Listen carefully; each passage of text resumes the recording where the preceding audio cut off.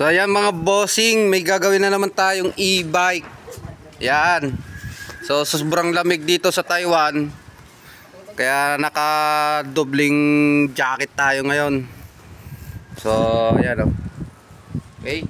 Dobling jacket, tapos yung mga tropa ay nandun. Ayan sila mga bossing, kagawa din ng motor. So sa akin yung mga e-bike naman. So ang papalitan ko naman dito mga bossing, itong plate nya, tapos itong handle switch, brake master, tapos itong ilaw nya. Yan. So isang set yan mga bossing. Okay. So magkakabit din ako ng bagong placer nya sa harap saka sa likod. So nandito na lahat ng mga gamit. So may kasama pa palang busina tong mga bossing ito. Yan.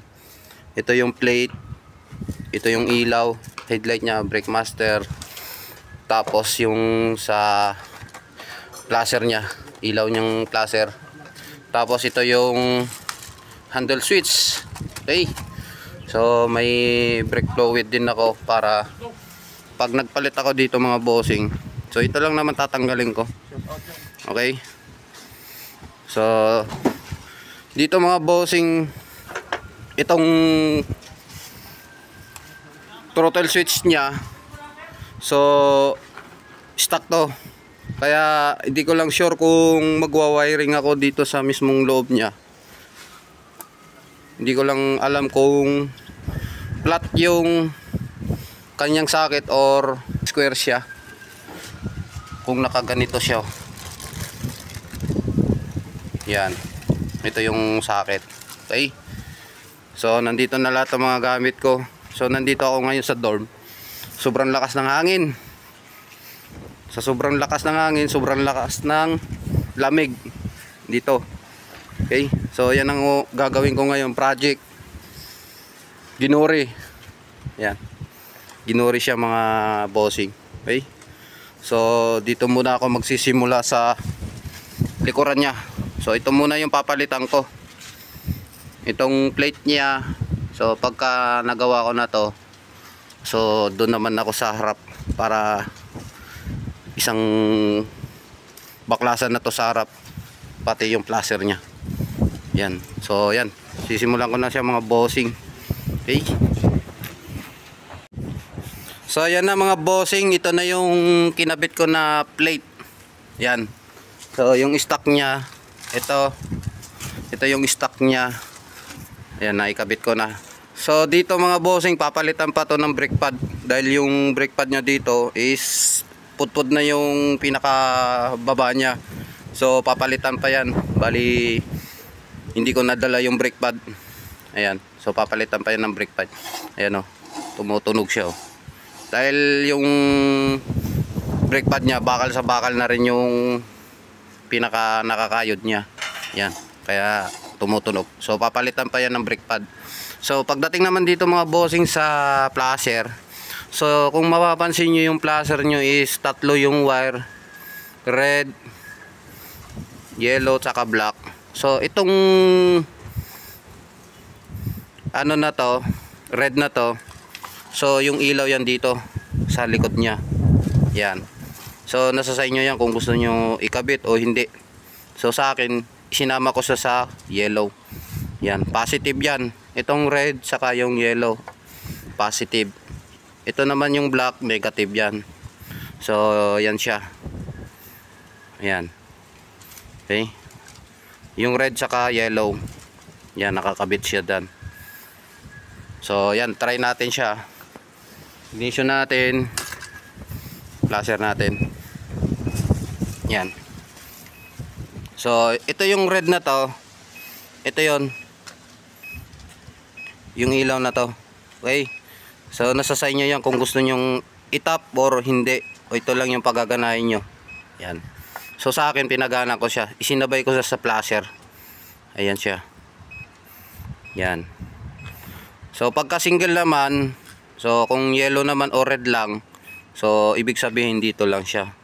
So itong placer na to is Tatlo yung wire. Dalawang positive, isang negative.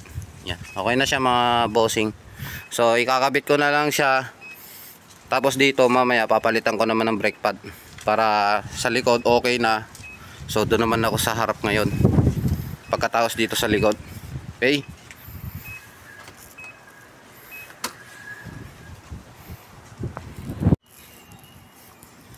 So ito na mga bossing, tapos na yung e-bike na ginagawa ko. So na-install ko na yung headlight niya.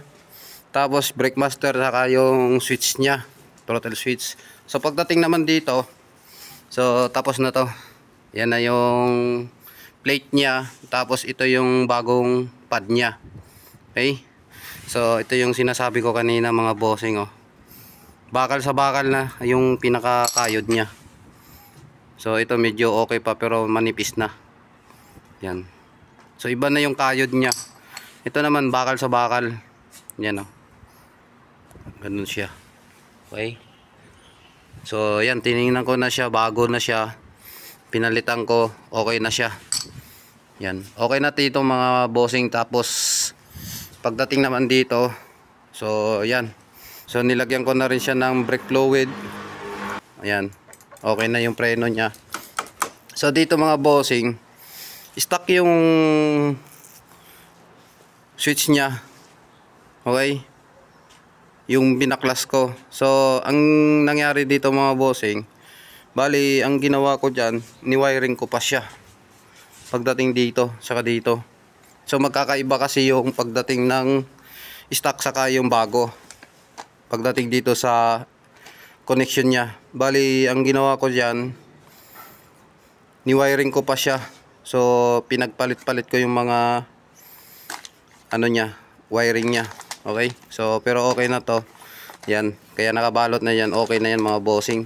Tapos dito pagdating sa ilaw, so kanina mga bossing, pagka inon ko siya, naka-high siya kagad.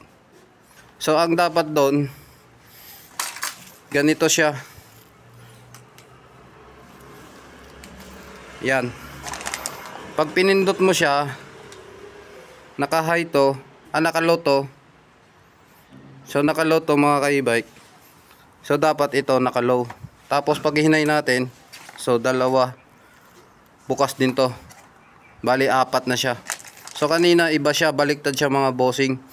So pag on ko siya, ito yung dalawa yung nagbubukas, ito patay. Kaya ang ginawa ko sa loob, binaliktad ko yung negative positive, tapos negative positive na galing dito. Okay? So ngayon okay na siya. Ayan. Tapos yung high niya, yan. Ito yung high niya. Ayan. Pag naka-low, okay? Tapos yung sa 1 2 3 niya, ayan. Okay na rin yung 1 2 3 niya. Busina, nilagyan ko siya ng bagong busina mga bossing. Yung dati niyang busina, kasama ng placer niya, yung bilog siya.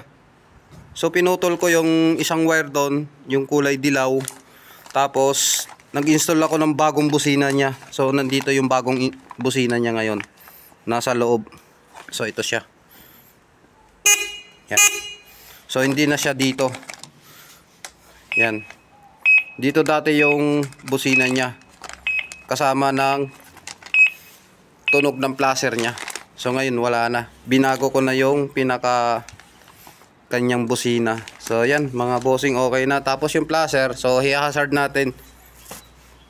So ito pala may hazard to mga bossing, ah. Ayan. Pag in-hazard natin, check natin yung in-install natin na placer. Yan. Okay siya.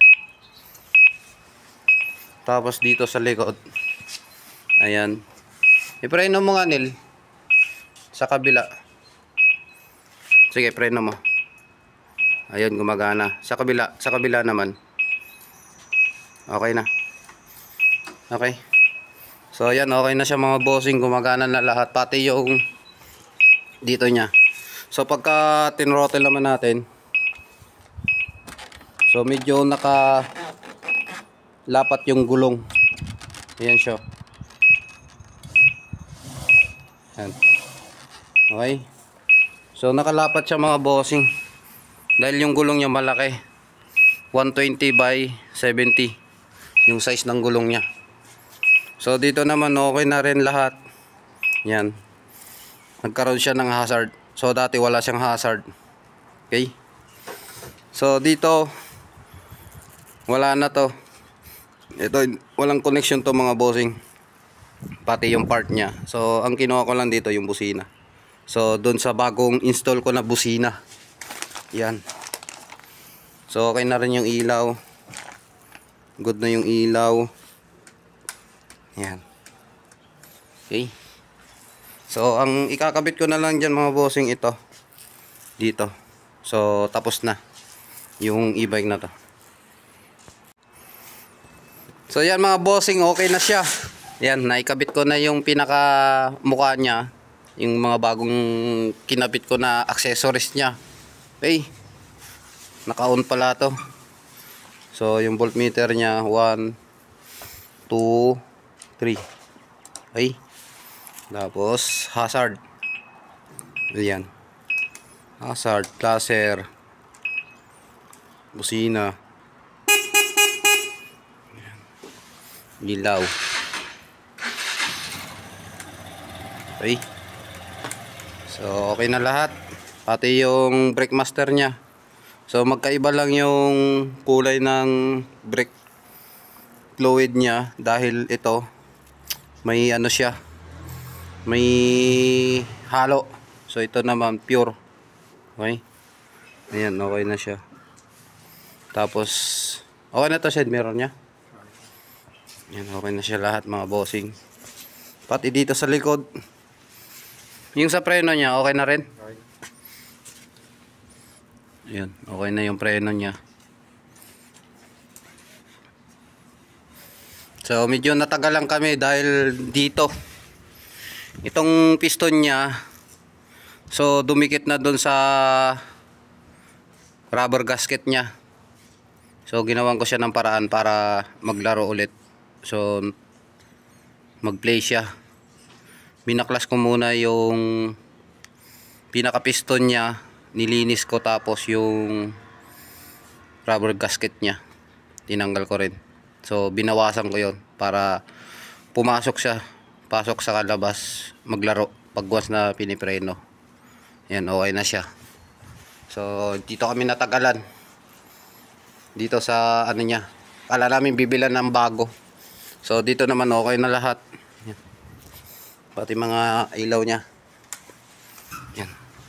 Okay na rin. Okay.